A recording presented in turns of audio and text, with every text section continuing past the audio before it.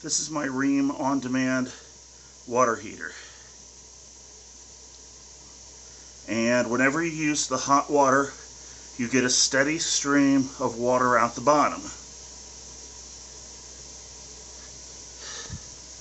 It's dripping now, but usually it's a stream. And that stream lasts for the duration you're using the hot water. And then it turns off when you stop using the hot water. The repair guy says it's just condensation and moisture from the gas. But I don't think that should be that much water.